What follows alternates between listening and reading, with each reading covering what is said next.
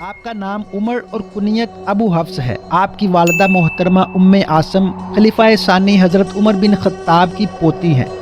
آپ نے ہجرت کے 61ویں سال مدینہ منورہ میں آنکھ کھولی۔ آپ کے والد محترم عبدالعزیز بن مروان اس زمانے میں مصر کے گورنر تھے۔ بلند پایا محدث حضرت صالح بن کسان رحمۃ اللہ علیہ کو ان کا اتالیق مقرر کیا گیا۔ آپ نے بچپن ہی میں قرآن حفظ کر لیا، عربی زبان اور شعر گوئی کی تعلیم حاصل کی، علم حدیث مختلف شیوخ سے سیکھا، تاہم زیادہ تر حضرت عبداللہ بن عتبہ سے استفادہ کیا۔ آپ کے والد کے انتقال کے بعد آپ کے چچا عبد الملک بن مروان نے اپنی لڑکی فاطمہ سے آپ کی شادی کر دی۔ 68 ہجری میں ولید بن عبد الملک خلیفہ بنے تو انہوں نے ربیع الاول 78 ہجری میں حضرت عمر بن عبدالعزیز کو مدینہ کا گورنر مقرر کر دیا۔ قدرت نے آپ کے دل میں ابتدا ہی سے خشیت الہی کا مادہ رکھ دیا تھا۔ آپ کے پاس بڑی موروثی جاگیر تھی۔ آپ نے تمام اہل خاندان کو بلوایا اور ان سے کہا، بنی مروان، میرا خیال ہے کہ امت کا نصف یا 2/3 مال تمہارے قبضہ میں ہے۔ آپ نے تمام مسلمانوں کو مسجد میں جمع کیا اور اعلان کیا کہ اموی خلفاء نے جس مال، جاگیر یا جائیداد پر ناجائز قبضہ جما لیا ہے وہ ان کے حقداروں کو واپس کی جا رہی ہیں۔ آپ نے اپنی اور اہل خاندان کی ایک ایک جاگیر واپس کر دی اور اس میں کسی کے ساتھ کسی قسم کی رعایت سے کام نہ لیا۔ نہ آپ کو دوستیاں متاثر کر سکی، نہ قرابت داریوں نے مرعوب کیا۔ عمر ثانی نے خلیفہ بنتے ہی گھر کا ایک ایک نگینہ بیت المال میں داخل کروا دیا، خاندان کے تمام وظائف بند کر دیے۔ شاہی سواری پیش کی گئی تو فرمایا، میرے لیے میرا خچر کافی ہے۔ اپنی تمام سواریوں کو فروخت کر کے رقم بیت المال میں داخل کروا دی۔ خلفاء کے ساتھ نقیبوں اور علم برداروں کے چلنے کا سلسلہ بند کروا دیا۔ غصب شدہ اموال اور جاگیریں ان کے اصل مالکان کو واپس دلوانا آپ رحمت اللہ علیہ کا سب سے اہم کارنامہ ہے۔ آپ نے ذاتی عیش و آرام کو تو خیر آباد کہہ ہی دیا تھا، سارے خاندان بنو امیہ کے قبضہ میں موجود غصب شدہ جاگیریں واپس کروا کے سب کی مخالفت مول لی تھی۔ حضرت عمر بن عبدالعزیز کا یہ دور خلافت صرف 2 سال اور 5 مہینے کی قلیل مدت پر محیط ہے۔ آپ خلیفہ ثانی حضرت عمر بن خطاب رضی اللہ تعالی عنہ سے بہت متاثر تھے۔ خلیفہ بننے کے بعد آپ نے حضرت عمر بن خطاب کے پوتے حضرت سالم کو خط لکھا کہ میں چاہتا ہوں اگر اللہ مجھے اس کی استطاعت دے تو میں رعایا کے معاملات میں حضرت عمر بن خطاب کی روش اختیار کروں، اس لیے آپ میرے پاس ان کی وہ تمام تحریریں اور فیصلے بھیج دیجئے جو انہوں نے مسلمانوں اور ذمیوں کے بارے میں کیے ہیں۔ اللہ کو منظور ہوا تو میں ان کے نقش قدم پر چلوں گا۔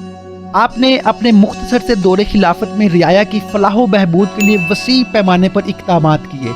آپ کے خلیفہ بننے سے پہلے نو مسلموں سے بھی جزیہ یعنی کہ ٹیکس وصول کیا جاتا تھا۔ آپ نے نو مسلموں سے جزیہ وصول کیے جانے کی ممانعت کر دی۔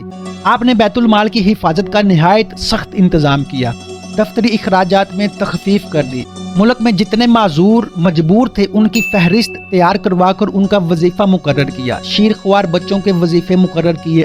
آپ نے ذمیوں کے ساتھ بہت اچھا سلوک کیا۔ آپ نے ذمی کے خون کی قیمت مسلمان کے خون کے برابر قرار دی۔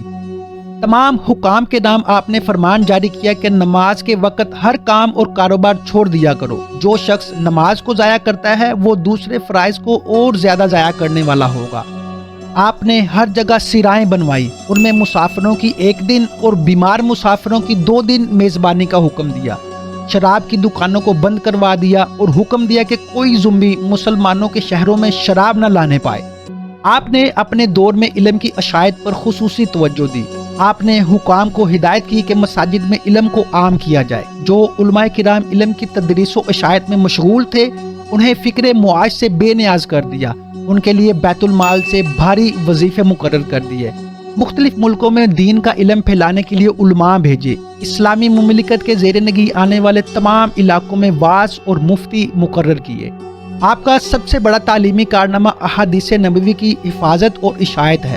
آپ نے جب یہ دیکھا کہ حدیثوں کے حافظ دنیا سے رخصت ہوتے جا رہے ہیں تو آپ نے مدینہ کے والی قاضی ابو بکر بن حزام کو ہدایت کی کہ احادیث نبوی کو تلاش کرو اور تحقیق سے ان کے مستند ہونے کے بارے میں اطمینان کر کے انہیں لکھ لو۔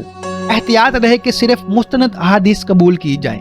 اسی قسم کا حکم نامہ تمام صوبوں کے گورنروں کے نام بھیجا۔ نتیجہ یہ نکلا کہ صحیح احادیث کا بڑا ذخیرہ اکٹھا ہو گیا۔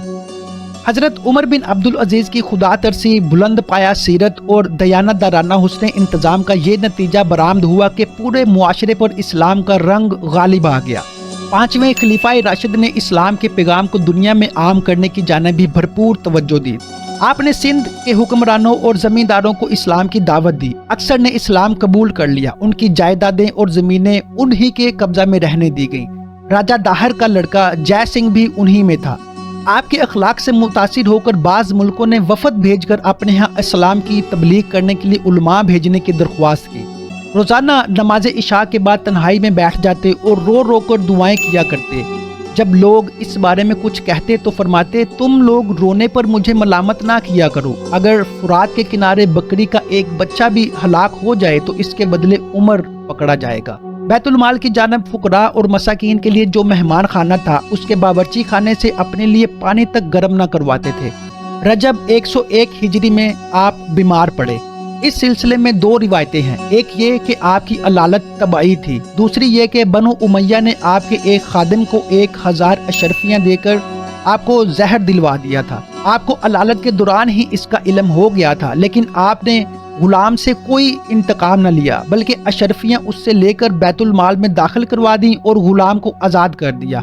طبیعت بہت خراب ہو گئی تو آپ نے اپنے بعد ہونے والے خلیفہ یزید بن عبد الملک کے نام وصیت لکھوائی، جس میں انہوں نے تقوی کی تلقین کی۔ 25 رجب 101 ہجری کو آپ نے اپنا سفر حیات مکمل کر لیا۔ اس وقت آپ کی عمر 40 سال تھی۔